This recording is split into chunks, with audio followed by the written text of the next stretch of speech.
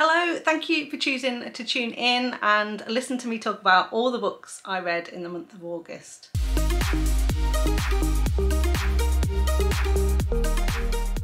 So before I kick off, I just want to say a massive thank you to everyone who has chosen to watch one of my videos, who's ever liked or commented on a video, and also anyone who has chosen to subscribe to my channel. I really appreciate your support.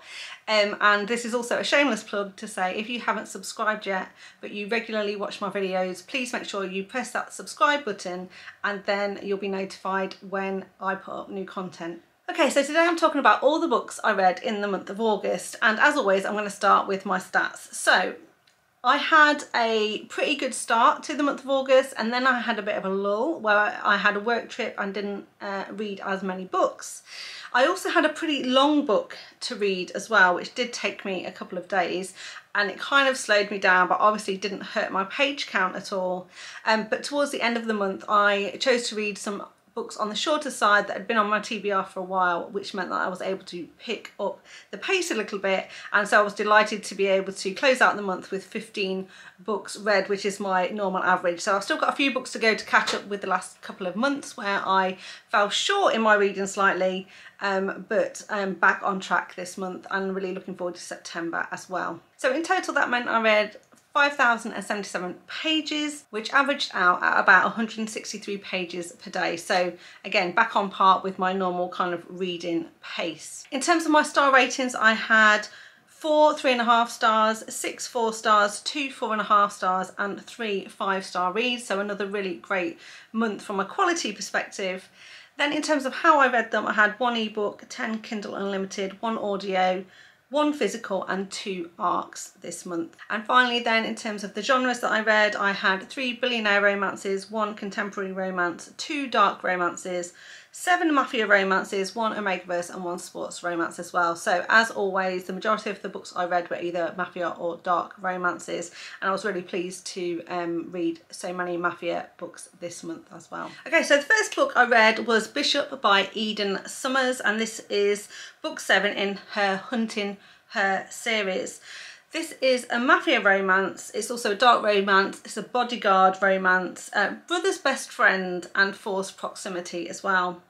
Now when I first picked this up I didn't realise it was part of a series. I'd seen it advertised on Instagram and I really liked the blurb of this one, which was basically that our heroine in this one, Abri, was in trouble. She rings her brother for help and he is unable to come to her aid, so he sends his best friend Bishop instead, and Bishop is basically sent then to bodyguard her. And now when he turns up, she is in a bit of a dire situation, and of course he, you know, takes his job very seriously and does what he needs to do in order to rescue her from the situation she's in, but she's not too happy about it. And then this starts a bit of an argument between them, shall I say, where there's a lot of animosity between them, and he is going to make sure that he sticks by her side, follows her around, make sure that she's safe, but she is not too happy about it. And the reason is because what we find out is that this whole family is a mafia family. She is essentially a mafia princess. She has several brothers, and one of them, who is Bishop's best friend, is actually kind of left the family, and he now works for her uncle in a different city. But the other 2 brothers still work for her dad. But her dad and her mum are not particularly nice people at all. They are particularly evil, and her dad uses her for sort of business negotiations, if you like, and he's sort of manipulated her over the years, where she'll use her feminine wiles to convince people, you know, like police officers, judges, lawyers, that sort of thing, to do whatever she wants, and then they use that information for blackmail so that her dad has leverage over these people. So essentially he's you know, misusing his daughter quite a lot. Now the thing is, she really doesn't want to be doing this obviously, but he does have a hold over her, and what we learn is that Abri actually has a daughter, and the daughter has been taken from her and is being looked after by another family. She doesn't actually know where the daughter is, but her mum and dad basically threaten her unless she continues to toe the line and do what they need her to do, then they are obviously going to you know, unalive her daughter. And so this is why she knows that she's in danger. She rings her brother for help, but she's also scared because when Bishop does kind of rescue her, he rescues her from a very difficult situation with a man, in fact with 3 men, and she knows that her father is potentially going to be really, really angry with her and there might be really severe repercussions. So she's both grateful that Bishop rescued her, but also very scared that bad things are going to happen as a result. And so she kind of takes that out on Bishop quite a lot. Now, I ended up rating this book 3.5 stars because parts of it I really did enjoy. Bishop was a sort of a great character. He was very protective from the get-go. He really, really wanted to, you know, honour his best friend's request to look after his sister. But he also really, really likes Abri as well. He's very attracted to her. So he tries to keep his distance really from her out of respect for his best friend, but also he can't help himself but fall kind of in love with Abri and wants to do anything he can to protect her, and when he finds out about her daughter, do anything he can to save the daughter as well. So there were some really good elements to this book that I really did enjoy. However, I didn't particularly like Abri's character. There were parts of this book that I did actually end up skimming through. I couldn't 100% focus on it, and so while on paper it seemed like it should be something I really would get my teeth into and really enjoy, and there was just parts of it that really didn't grab me as much as I think they should have done. But overall, a solid story, but like I say, 3.5 stars, and I rounded up to 4 stars on Goodreads. Okay, so then I picked up Close Quarters by Kandi Steiner, and this is one of her standalones. It's a contemporary billionaire romance. It's also an age gap. There is cheating in this one, so if this is a trigger for you, then maybe this book isn't for you, but I didn't mind it at all in this one. Close Proximity. It's kind of a road trip romance as well, because they're not technically on the road, but they do sail around the Mediterranean, so it's a road trip on water, and there's an element of romantic suspense in here as well. I really loved this one and I ended up rating this one 4.5 stars, rounding it up to 5 stars on Goodreads. Now in this one, our main characters are Theo and Aspen. Now Theo is our billionaire and he owns this sort of super yacht, and he's going to spend the summer basically sailing around on this super yacht and going from city to city along, you know, in Europe. Now, Aspen, at the start of this book, has a boyfriend, and he happens to be kind of a crew on yachts. So basically every summer he gets himself a job as crew on board some sort of super yacht, and it's his dream to be part of a permanent sort of crew, and he finally gets this job on Theo's super yacht. They are both, again, at the start of this, they both live in America. They've kind of just finished college, and basically her boyfriend is going to go obviously on the super yacht for the summer. She's also a kind of amateur photographer but wants to do it more professionally, and so she says that she's going to go with him to Europe. She's going to see him off on the boat, and her plan then is to kind of backpack around Europe, taking photographs as she goes, and kind of meet him at the end of his trip. And then basically when they first arrive, he invites her on board to have a look around the yacht, and while there she bumps into Theo.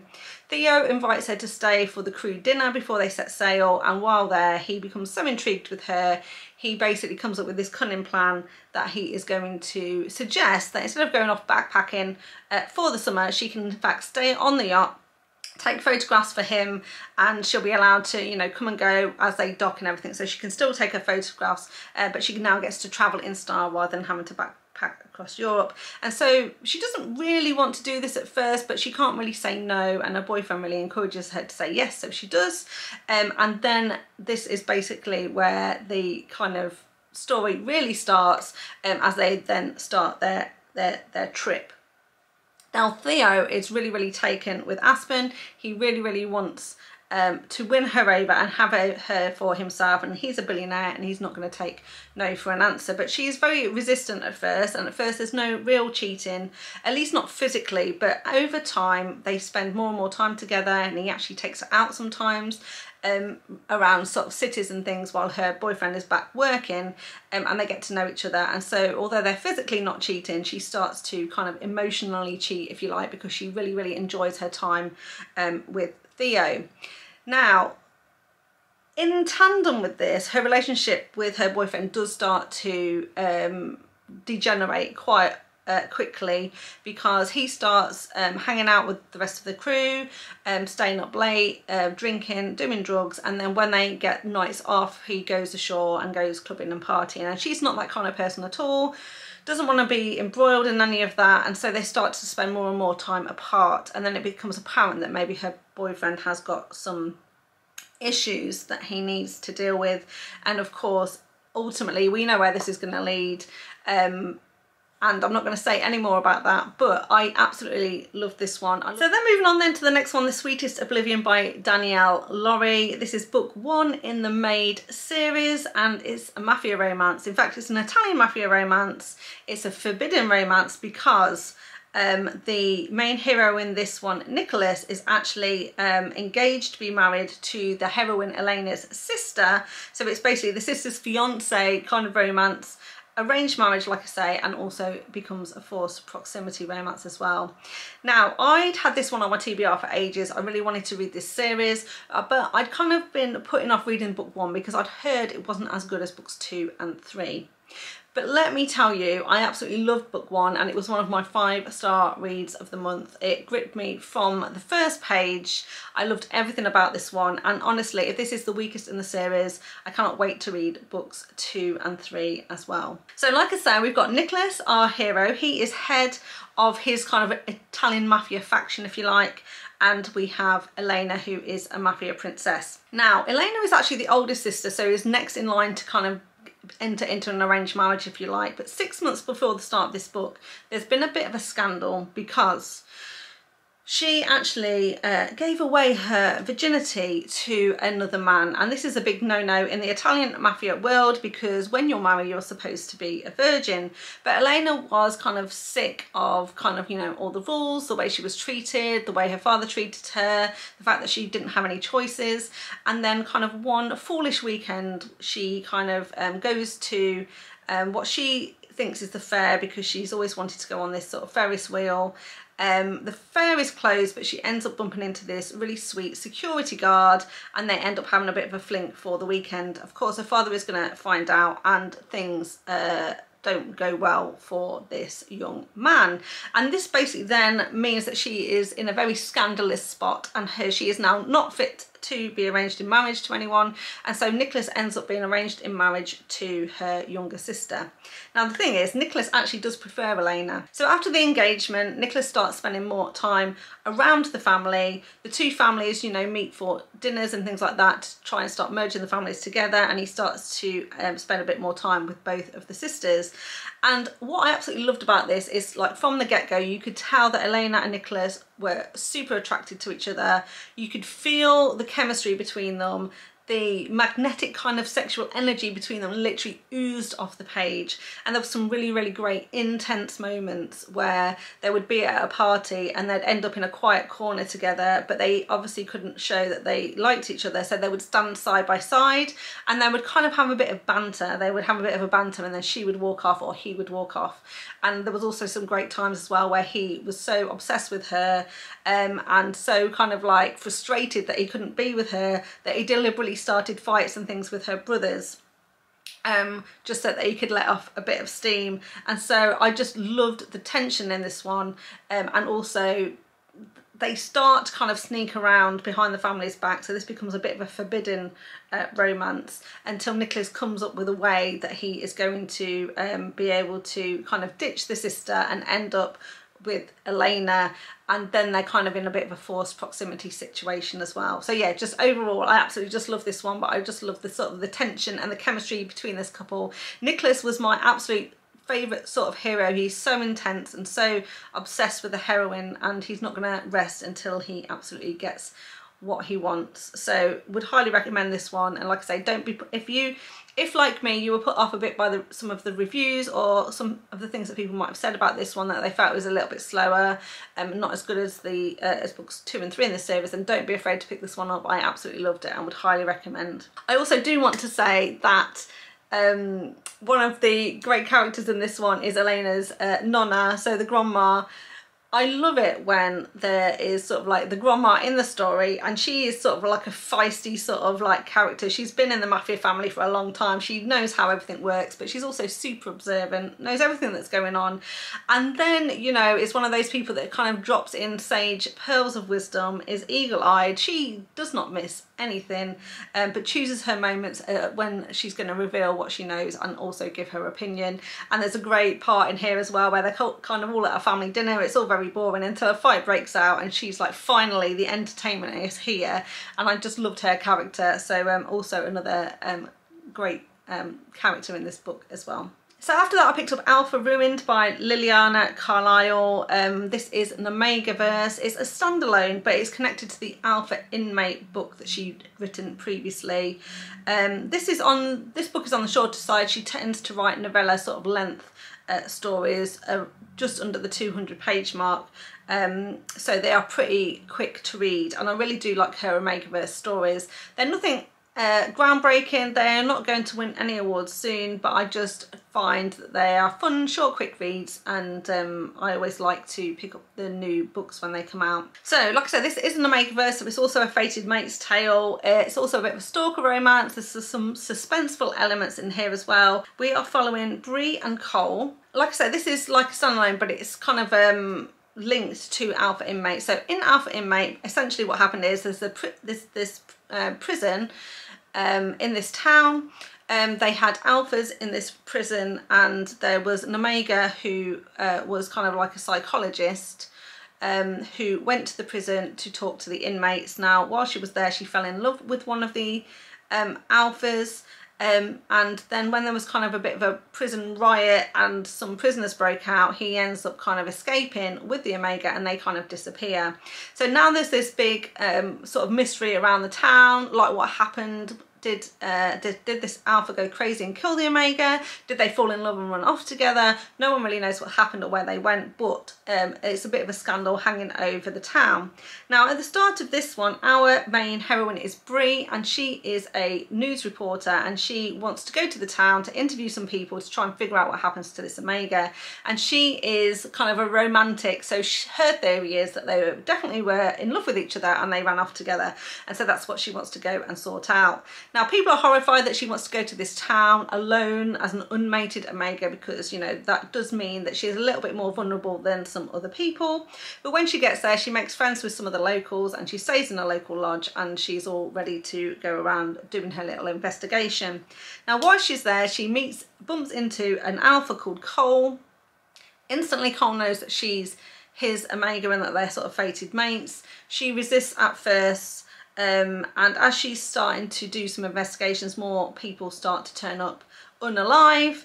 You know, we know as the reader that it's Cole that is doing this because he is a kind of an assassin / serial killer, but Bree doesn't know. But Cole becomes obsessed with her and starts to stalk her, but also realises that as she's also investigating what's going on in this town, she's potentially also getting herself into danger, and so he becomes her protector as well. So overall, like I say, a fun, fast-paced read. Again, nothing amazing about the story. It's not going to win any awards anytime soon, but I rated it 3.5 stars and rounded up to 4 on Goodreads. Next up then, we have another 5-star read, and this is The Takeover by T L Swan. Now I've got this physical copy here because this is one of Jen from the Book Refuge's favourite books of all time, and I bought one of her annotated copies of this book. So in here she has got, you know, lots of comments. So I love her annotated books because I love to, you know, I feel like when I'm reading the book I'm kind of reading along with her, and some of her comments kind of make me smile and also think differently about some of the situations in you know, in the book. So some things that maybe I wouldn't necessarily react to, Jen did, and some things that I would have definitely highlighted or annotated, Jen didn't. So it kind of makes you think about a book with a fresh perspective as well. But anyway, so The Takeover is book 2 in the Miles High Club. I haven't read book 1, I just wanted to dive straight into this one. It's a billionaire romance with a single mum, and we are following Tristan and Claire. And essentially what happens at the start of this one is that Claire has 3 sons, and unfortunately her husband passes away in an accident, but her father owned a company, like a media company. Now she's trying to keep the company up and running so that when her boys grow up they will be able to take over her husband's sort of business. So she is really struggling because she's working full time, trying to keep this business afloat. She's trying to bring up 3 sons, and each of them are, you know, differently kind of, not, I wouldn't say out and out traumatized, but obviously, you know, they've lost their dad, so they are going through a lot of, you know, emotions, and a couple of them are acting out as a result. So they have some challenging behaviours, shall we say. So they're not bad kids at all, but they do come across a little bit crazy in parts. And so she's trying to struggle, you know, to control her 3 sons, to look after this business and just kind of get by every kind of day. And unfortunately, her business isn't doing too well, and that is where we meet Tristan Miles, because Tristan Miles is obviously one of the Miles brothers. They are a billionaire family. They also own a major media company, and Tristan is the takeover king because it's his job to do mergers and acquisitions, basically. And he's got his eyes on Claire's company, and the first meeting is when he basically goes to her and offers to buy her company. And of course she absolutely says no, this is her husband's company, it's for the boys, and there's no way she's going to sell it to him. Tristan you know, honours this decision that she's made, but he's also very intrigued by her and finds her quite attractive. So a couple of days later he rings her up and asks her out on a date, and she obviously is enraged by this request and takes great delight in also telling him absolutely not, I'm not going on a date with you. And that seems to be the end of the matter, until 6 months later they end up in France at a like a conference, and they both happen to be there. She's going there as a delegate and Tristan happens to be a speaker at the conference. And when he sees her and she sees him, he decides he's going to take his opportunity, and while she's in France and away from the children and you know, her business commitments, they end up spending a very intense you know, spicy weekend together, and he ends up taking her to Paris, and they have a lovely time. I love some of their bedroom scenes because not only was their chemistry between them great, but also there was some great banter between them as well, and it was like fun, you know, they were having fun, they didn't take it seriously, and I thought it was a really great vibe in here of how they kind of like spoke to each other and how much they got on and had fun together. Now at the end of this weekend, you know, they, like I say, they both really like each other, but she's like, you know, you don't belong in my world. I'm a single mum of 3 boys. I just live in a regular house. I'm just trying to keep my business afloat. You are a billionaire, you've got women falling all over you, and there's no way our lives kind of can ever work together. So, but Tristan is determined to prove her wrong, and ends up going to her house where he meets her boys for the first time, and there is an absolutely hilarious series of events in this scene where he first meets her kids, and he kind of runs off and kind of then decides, actually, I completely agree with you, this life isn't for me at all. Your kids in fact are completely crazy and I'm a little bit scared. But it's absolutely hilarious how it all goes down. But then the eldest son ends up being an intern at his company, and that basically brings him back into, you know, closer proximity with Claire and the rest of the family, and little by little he starts to not only fall in love with her, but fall in love with her sons as well. Of course they're going to have a lot to work through. She's still very much grieving for her ex-husband, and you know, she's still struggling with her business and everything, but little by little they end up falling in love with each other, and they are going to find their way to each other and to figure this out. I just loved everything about this one. Like I said, it made me smile throughout. I loved the banter, I love the characters in here, the kids were absolutely brilliant, there were some really humorous moments. Then basically when I read the final chapter and the final paragraph, I ended up reading it 3 or 4 times because it ends extremely abruptly, and I was like, is this where it ends? Is this really where it ends? But then this is where it ends, and the ending is both, like I say, abrupt and direct, but also brilliant. It's really good. There's just one line right at the end that I was just like, this is amazing. Now instantly I messaged Jen from the Book Refuge and said, I've just finished the book, you're absolutely right, it's fantastic, rated it 5 stars, loved it. And she said, great, and reminded me that there is in fact an epilogue to this book, because I sort of said, you know, it ended pretty abruptly. Great, it ended brilliantly, but also pretty abruptly. And she said, well, don't forget there is an epilogue to the story. And so I was like, you're right, I totally forgot about that. And so immediately I downloaded Miles Ever After also by T L Swan, which is the 5th book in the Miles High Club, and is essentially a collection of epilogues from each of the stories. Now obviously I only read one of the epilogues because I've just read the epilogue to the Takeover, which was about 60 pages in length. And I absolutely loved it and rated it 4 stars, because basically we get to see what happens after the end of the book. We get to see all the cute stuff, you know, how they're gonna all live together. Obviously they're gonna end up getting married, and we see more cute things. So like I say, absolutely love the Takeover, and it was really great to be able to read the epilogue as well. After that I picked up When He Desires by Gabrielle Sands, and this is book 1 in the Fallen God duet. And in fact, as I'm recording this book today, I'm recording on the 31st of August, the second part of this duet comes out, and it's probably going to be one of the first books I read in September, because I absolutely love this one as well. I ended up rating this one a solid 4 stars, but I may increase this one, or I think maybe book 2 will be even better when we get to the end of this story. But this is another mafia romance. It's a dark romance. There's a hidden identity. The couple in this one are next door neighbours.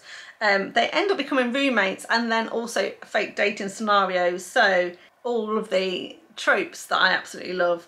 So we are following Rowan in this book, also known as Nero, because he's the one with the hidden identity, and Blake. So let me explain. Gabrielle Sands had written 4 books previously in another series, and at the end of that book something happens where Nero, who is one of the mafia men, ends up having to kind of like fake his death and move and relocate. So in this new kind of town where he now is, for all intents and purposes, he's a regular guy. His name is Rowan, and he kind of owns a local construction company, and you know, does up people's houses and things like that. And he ends up buying this sort of dilapidated house next door to Blake, who is our heroine, and so they become next door neighbours, and he buys it, you know, to give him something to do to kind of do it up, because he was really struggling not being in the mafia life anymore. You know, he's grateful that he's alive, he likes some elements of his job and everything, but he's really struggling, and so just wants to fill up his time with things to do. Now as a result of him struggling, he's also been a bit of a ladies man, a man about town, and he started to get himself a bit of a bad reputation, especially when he accidentally ends up sleeping with a married woman. He didn't realise she was married, but of course this is a small town, everyone talks, and now his business partner is sort of suggesting that his reputation is not going to do too well for their business, and he needs to clean up his act if they want to make sure that their business can continue to sort of like, you know, grow and do well. Meanwhile, he's bumped into Blake. He really likes Blake, but she is very standoffish. She has recently come out of a bad relationship with this guy who happens to be like the son of the local mayor. He thinks he is all that. He thinks he has all the power. He actually cheated on her, and when she found out, she obviously split up with him, but he's been relentlessly trying to get her back and sort of saying, oh come on, you know, no one else will want you, you're lucky to have me, you know, you need to take me back and all of that. But she is holding her ground. She's not going to go out with this, back out with this douche essentially. But unfortunately for her, she also works for him, because he owns the local diner and she happens to work at the diner. So her ex-boyfriend is also her boss, and it's all you know, it's all very challenging. Of course, when Rowan comes on the scene, he figures out what's going on. He also takes a real shine to Blake, so he wants to go out with her, and he also thinks this is a great opportunity to, you know, do some damage repair on his reputation. Basically what ends up happening is he sets fire to her house so that she has nowhere to live, and she has to come and live with him while his construction business does up the house for her. Then it puts him in close proximity, and they do a bit of a deal, because she's like, oh, I don't want to take a handout, I don't want to accept your help. And he's like, no, you're actually going to be helping me, because one, you're going to be helping me with my reputation around town, that'll be good for my business, but also if we fake date now, and that will get your ex-boyfriend off your back, and so kind of it's everyone's a winner. And so, of course, they go along with this, but it's not going to be fake dating for long, because they both really like each other, and eventually they're going to succumb to their desires. But of course, the ex-boyfriend is going to start digging around. He's going to want to know who his competition is, and this stirs up a whole bunch of trouble where eventually Rowan's past is going to come to catch up with him, and Blake is going to find out the truth about who he is and what's going on. And of course this book ends on a cliffhanger, which means that I cannot wait to read book 2, which, like I say, is out as I'm recording this, so it'll be one of the first books I read in the month of September. So after that, I read Lake's Rain by Anna Ring, and this was a book that had been recommended and I had picked from my jar, and it had been recommended by Kiss the Movies 9173. So thank you very much for the recommendation. This was an interesting one. It was very difficult to even find on Amazon. If you just typed it in, it was quite hard to find. You kind of had to do quite a lot of different combinations of searches to find it. And also this author has only published a couple of books, but this particular book is part 1 of a trilogy, and it's Her Reign book 1. This was a dark romance. It's mafia adjacent, I would say, a female assassin with some stalking, and we are following Lake and Mason. So basically in this one, the main female character is Lake, after the name of the book, so Lake's Reign. Basically, we know that she has a very, very traumatic past. She is, you know, the daughter of a very, very dangerous man indeed, and I believe he's Russian, so I think he was Russian mafia. She was the daughter. He was a bit upset that he didn't have a son, but he basically didn't stop him from training the daughter, was extremely cruel to her, abused her growing up, but basically taught her a lot of skills and survival skills.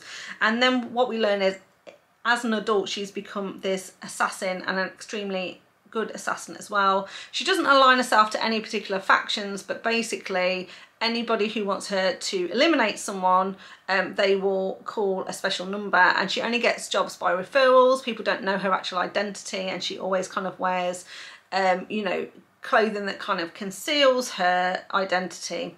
Now, one of her signature moves is that she has a lot of pet snakes, and she usually tortures her victims before she kills them in order to get information out of them, obviously for the people who hire her, and one of the ways she does that is through snake poison. So she kind of, like, you know, gathers the poison from these snakes and then uses it on her victims to torture them into telling her all their secrets.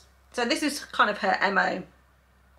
Now at the start of this book, Mason is kind of like in the mafia. He works kind of for like this father figure, so it's not directly his father. He was kind of like brought up on the streets, as it were. He ended up going into the mafia, working for this guy, so has a lot of respect for this guy, and this guy hires her sometimes to you know, eliminate people.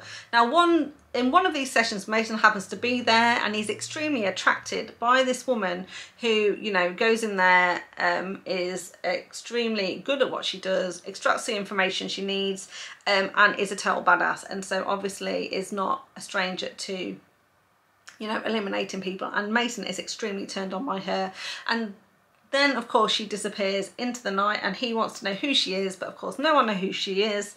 And so Mason then starts to, you know, a bit of a campaign to figure out who she is, where she is, and then essentially becomes a bit of a stalker.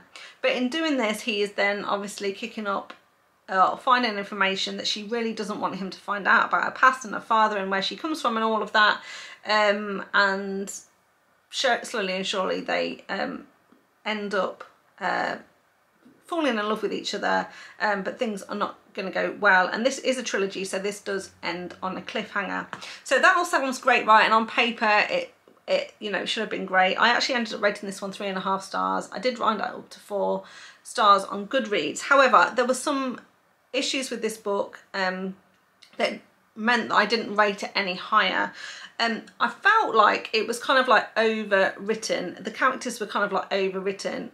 Lake's character herself was supposed to be this really big, badass, kick-ass character, and the author spent an awful lot of time telling us how badass she was, rather than showing us. And I felt like, therefore, the personality of Lake and her character was, you know, quite heavily forced upon us, and we didn't really see or experience her personality. We were just told what it is, and therefore also she has a lot of issues to resolve in herself. Like I said, she's got a very traumatic past. She doesn't trust people, she doesn't want to fall in love, and she struggles a lot with Mason. So they have kind of a sexual relationship, but she doesn't let him in emotionally.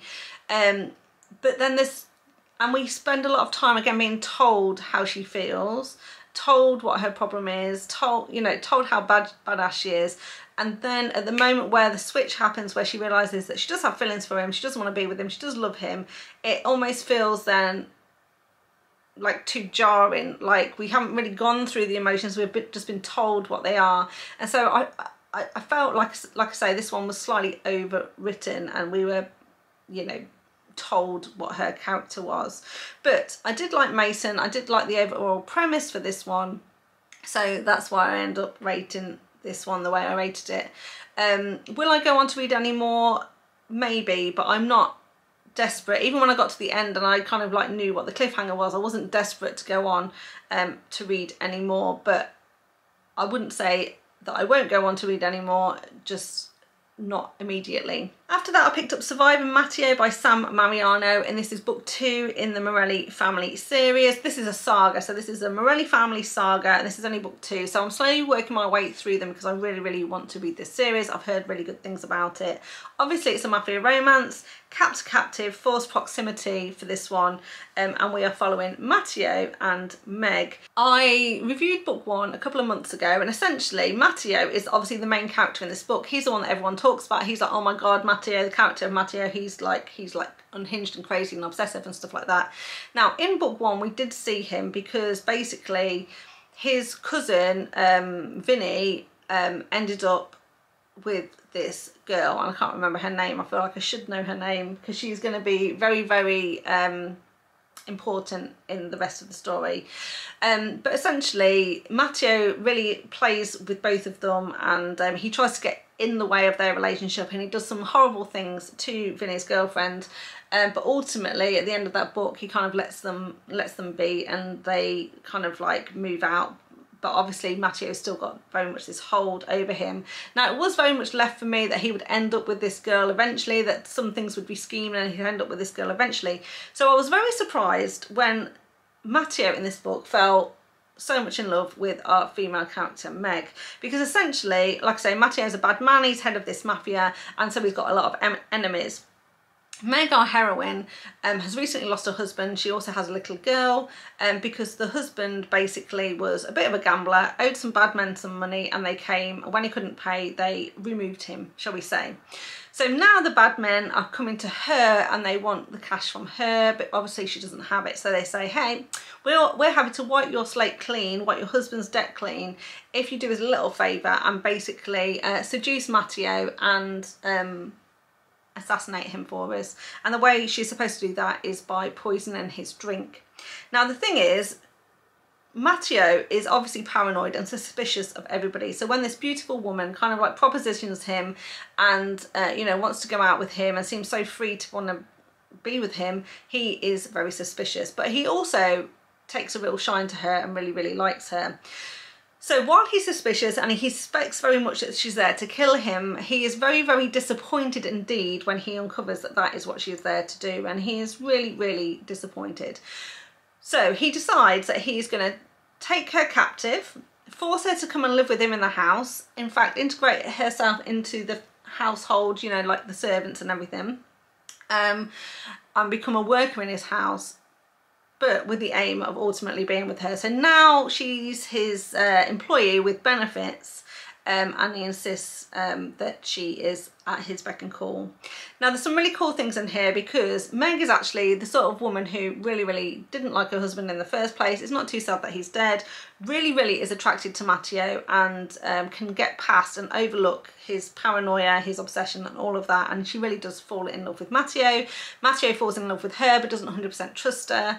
But when they break through that trust and they end up together, this is like a really sweet romance, and Mateo is really sweet with her. So this is what I mean where I sort of say, you expect one thing. I've heard a lot of things about Mateo, but so far, yes, in book 1 he was he did some questionable things, but nothing too outrageous when you compare him to San Mariano's other heroes. And then in this one, it actually turns out that he's really, really sweet and madly in love with Meg, and this one ends in a really good way where they kind of get a HEA. However, we know that this is going to be a saga, right? This is going to be a massive story arc, and I still do think he ends up with the woman from book 1. So we know potentially going forward that something is going to happen to Meg. I don't know what, but things are not going to be smooth sailing. But I thought it was a very intriguing installment in this saga. We'll definitely be carrying on with this story. I rated this particular one 4 stars. Okay, then we get to this chunk of a book, Heart of Frost and Scars by Pam Godwin, another 5-star read.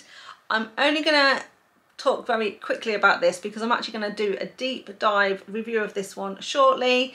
If you're watching this video when it goes out, then the deep dive review will just come out a couple of days after that, so this will come out on Thursday, and so I will obviously talk much more in depth about this one. But essentially this is book 3 in the Frozen Fate trilogy.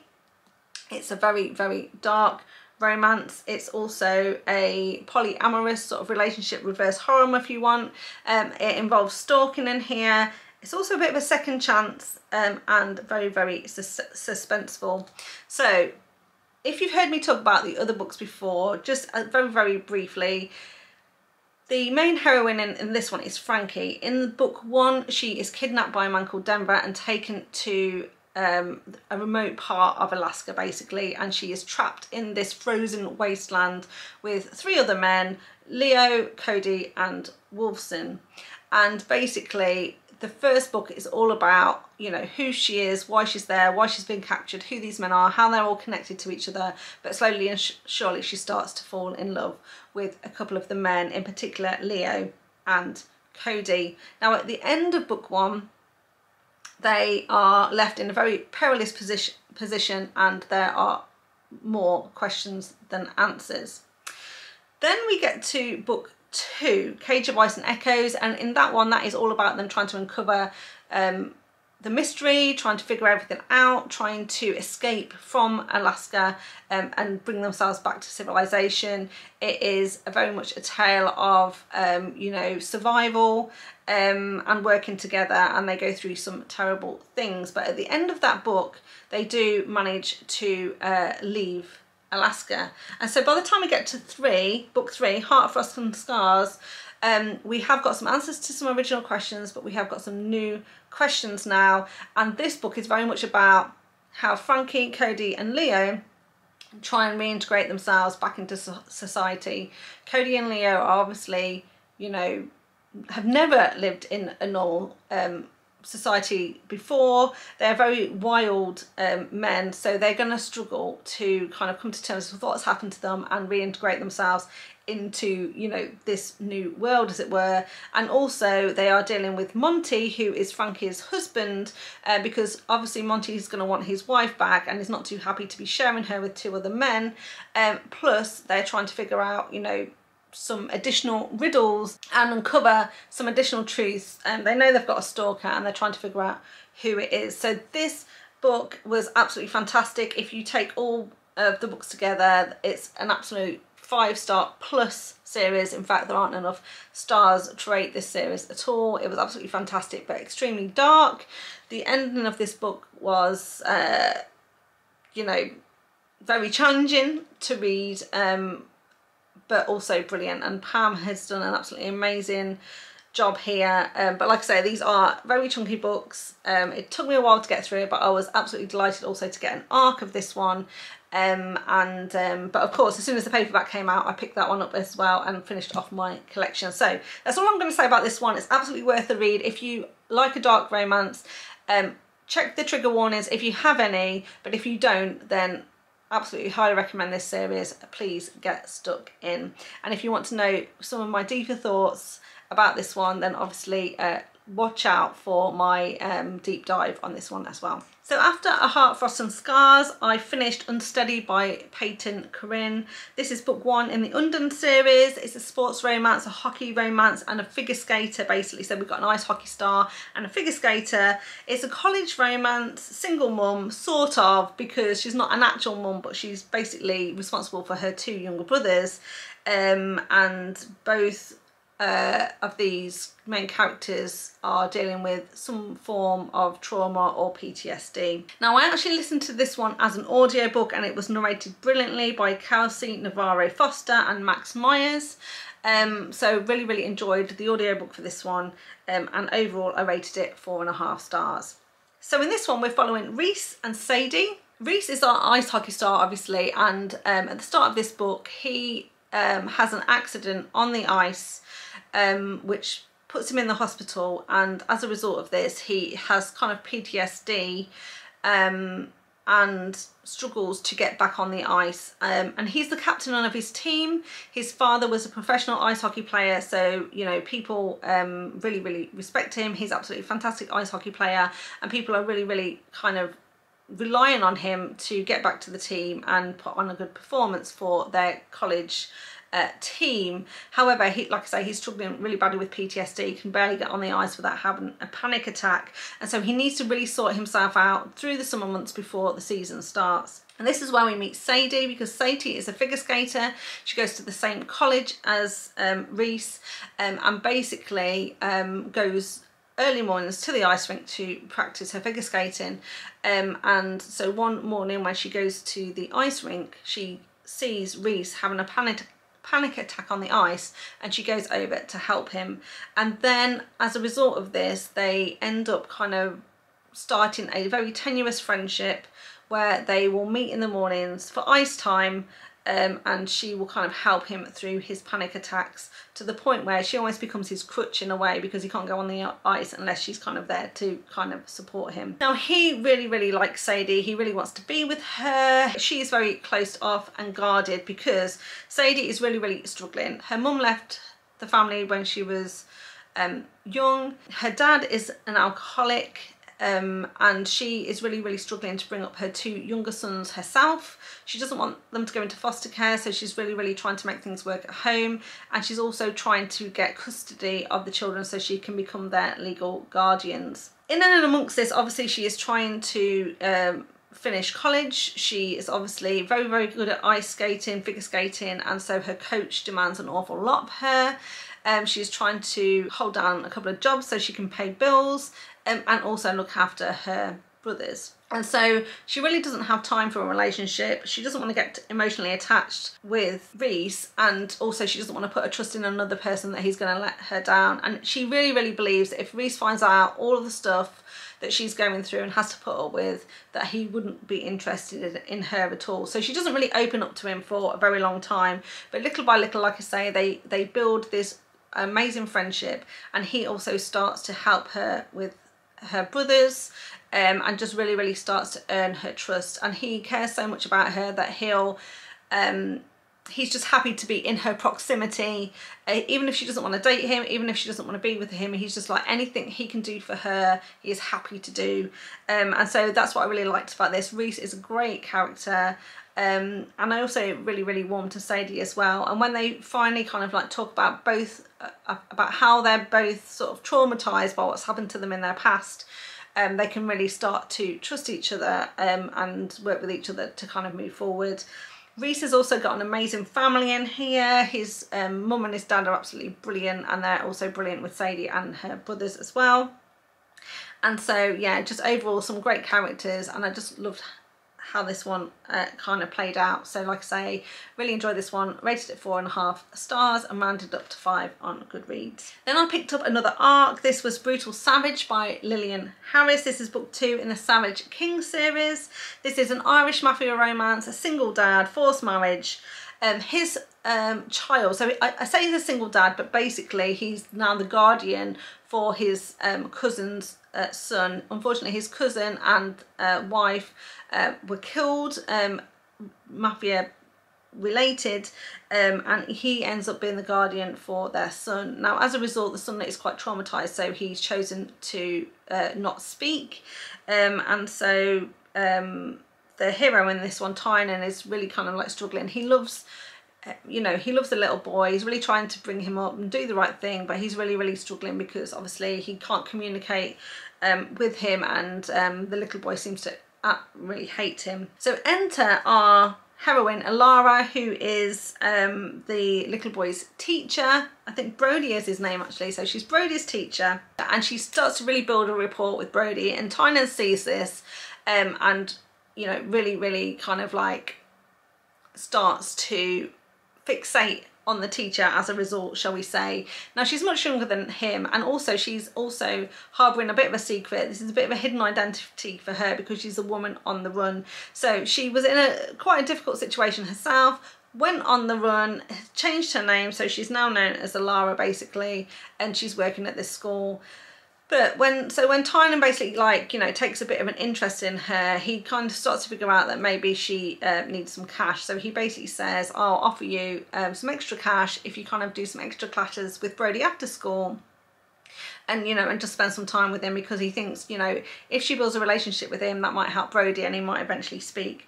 So that is the premise on which he brings her to his house. Now, meanwhile, Tynan is second in command of the Irish mafia, and his dad wants to retire, but he won't hand over the reins to his son until basically Tynan is married, because they're all about family and they also want Tynan to have an heir. So the father is really pushing Tynan to get married, and says, if you don't pick someone, then I will pick someone for you. So Tynan thinks, aha, I don't want my dad to pick anyone for me, but I do really like the teacher, and she really likes Brody, and Brody seems to really like her, so this may be the perfect solution. And so then he basically forces her into a marriage with him, and starts to figure out a bit more about her past, what's going on, and so obviously it all comes together at the end.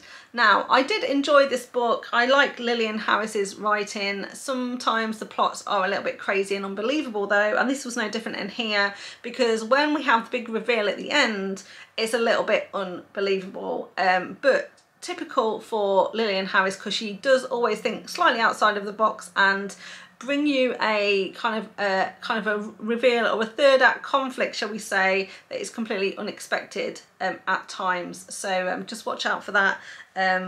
But like I say, yeah, like a solid mafia romance, 4 stars, and we'll definitely carry on with the rest of the series.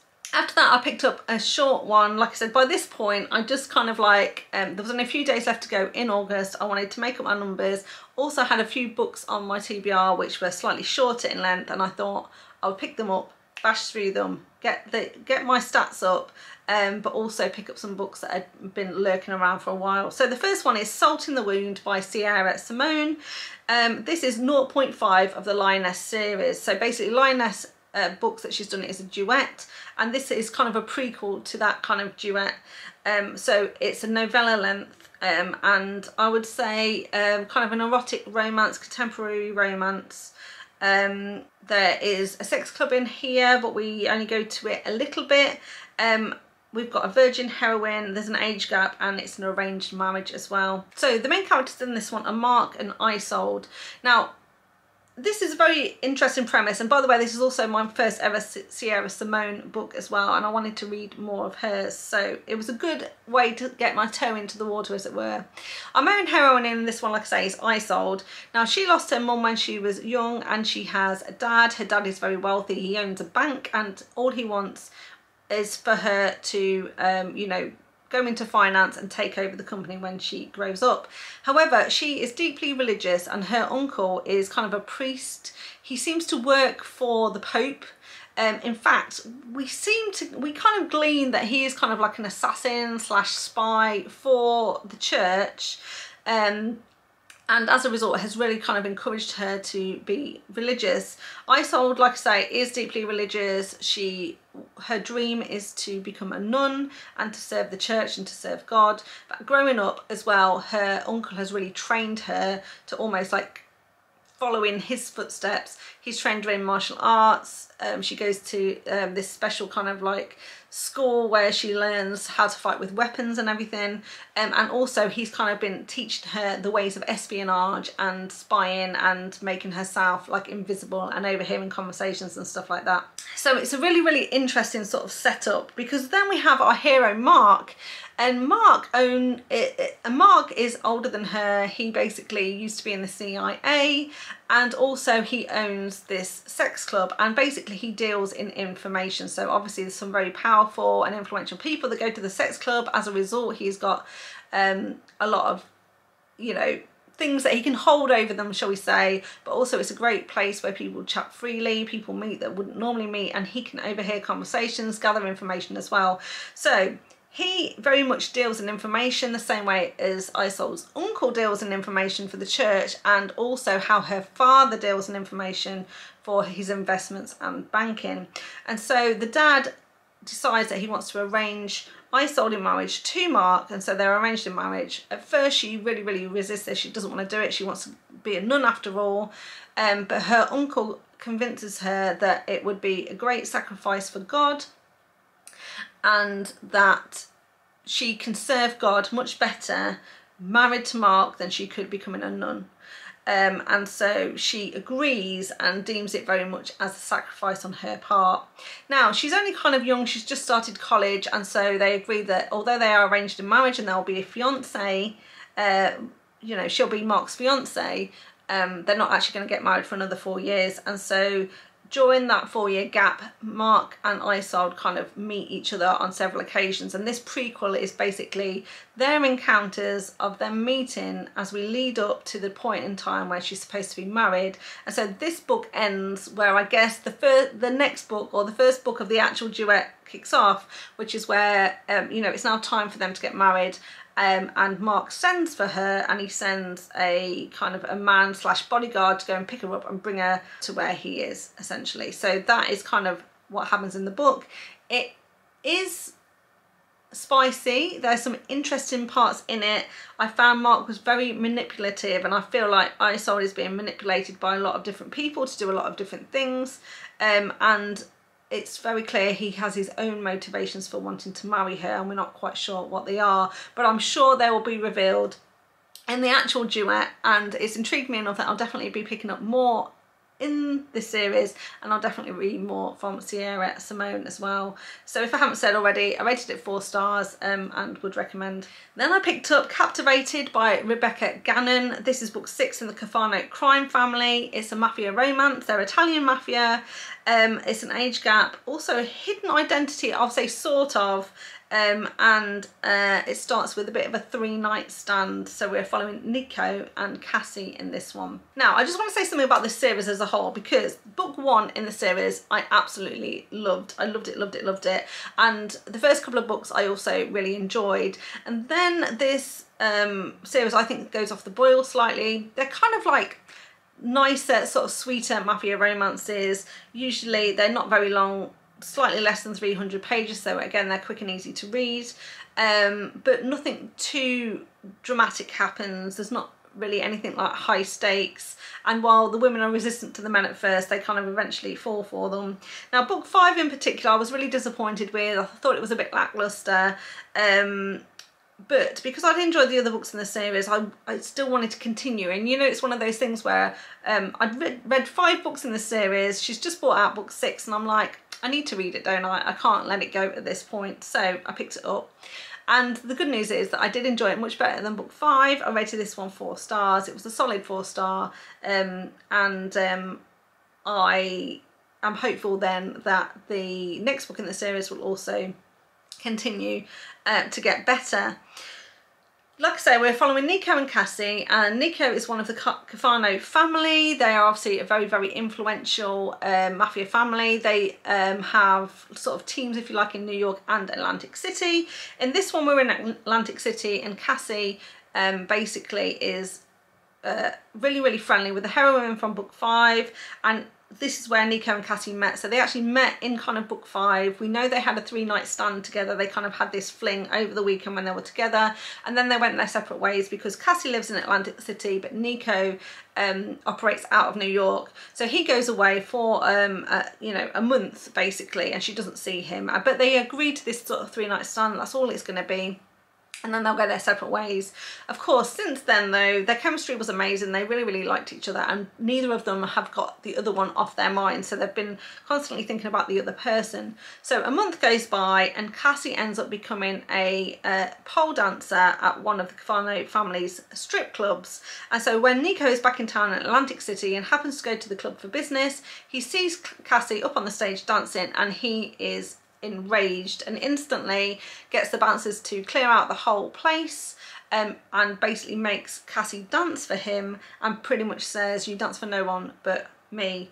And again, Cassie tries to resist this at first, but cannot you know, cannot resist Nico's charms.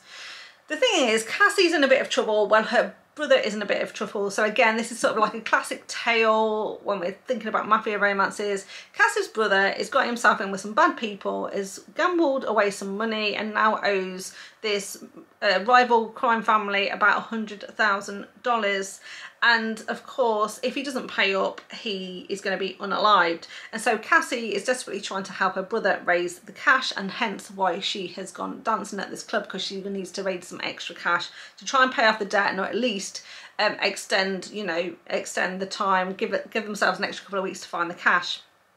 Now Nico knows that she needs some money fast, but she won't take help from him, so he ends up buying her this car, this really, really expensive car, which she ends up selling, and she gets $85,000 for it. But of course it's still not enough, and ultimately she's going to need his help to go up against the Badia Mafia family, clear the debt, get her brother back to safety, and you know, things get resolved from there. And finally, the last one then that I read in the month of August was Sacred Vow by Measha Stone. This is book 1 in the Sacred Obsession series. This is another mafia romance. It's Russian mafia this time, age gap, forced proximity, captive, and also a bit of an amnesia romance as well, slightly. So the heroine in this one, Izzy, has selective amnesia, and then we have Andre, who is our Russian mafia hero. So I really like the premise and setup of this one. I really like Measha Stone's books, and again, they're usually on the shorter side, less than 300 pages, super fast paced, always with obsessive, controlling heroes. They don't take no for an answer. Very similar to Zoe Blake's kind of heroes as well, if you've ever read a Zoe Blake. You know, they are extremely bullish, won't take no for an answer, and if she does say no, if the heroine does say no, the number one fallback is obviously to punish them for, you know, lying, trying to escape, going against what they've said, disagreeing with them, whatever it is. Their fallback position is always, well, if you're not going to listen to me and do what I say, then I'm going to spank you as punishment, and this book is no different. But I really like the premise and setup of this one, like I say, because Andre was actually best friends with Izzy's brother.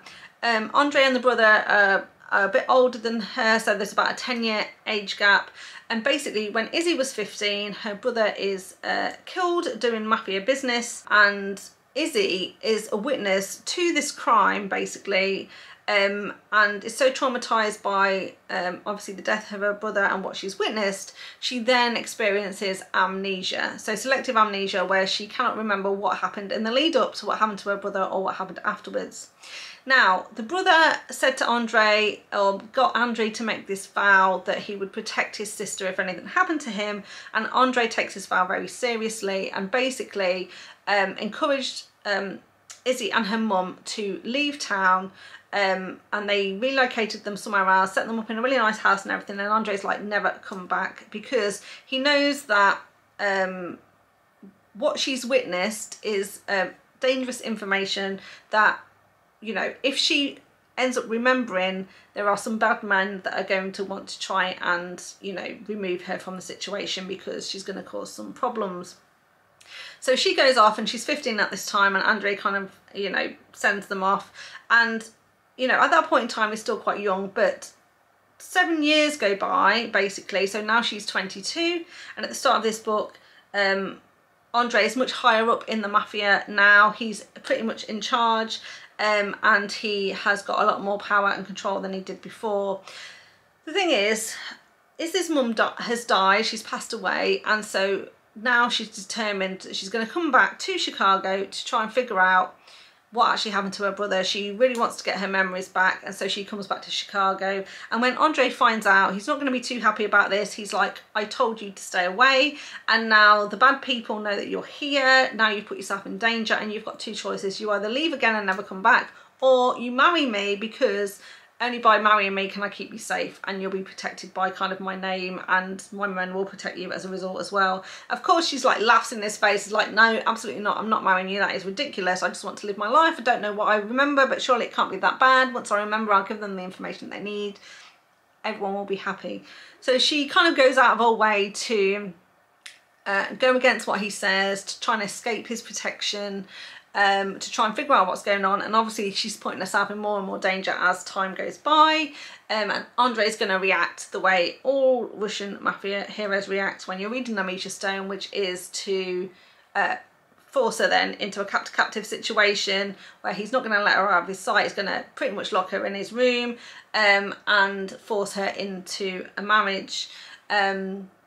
And of course, there's going to be a third act situation where she's going to end up being captured by the baddies. He's going to have to be forced into rescuing her, and then lo and behold, they realise that they both love each other and they get their happy ever after. So, like I said, another short, fun, fast-paced read, lots of spicy scenes, lots of you know, punishments going on. And you know, I always find these stories do exactly what they say on their tin. They're kind of a bit of my guilty pleasure in a way, but again, one of those books that's not going to win any writing awards anytime soon, and so overall I gave this one 3.5 stars and rounded it up to 4 stars on Goodreads. So there we go. As always, this was a long video. I had a lot of books to get through there, and lots of opinions about them, but if you made it this far, thank you so much for sticking with me to the end. I really do appreciate it. Please give me a thumbs up. Remember to subscribe to the channel if you want to see more content from me. And as always, if you want to leave me a comment, I really would love to hear from you. Let me know what you've been reading, if you've read any of these, what you thought about them. And if you want to recommend any books for me to read, you can do that in the comments box, or you can fill out my book recommendation form as well. And the link to that will be in the description box down below. So thank you very much, and I'll see you next time. Bye. So after the